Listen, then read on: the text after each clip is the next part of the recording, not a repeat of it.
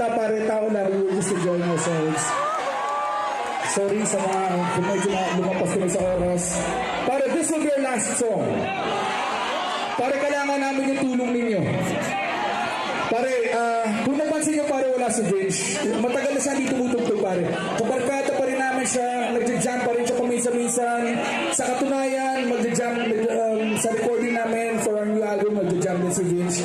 Pero, hindi na kasi siya makatugtog, pare, kasi may iba siyang kailangan na i-prioritize, pare.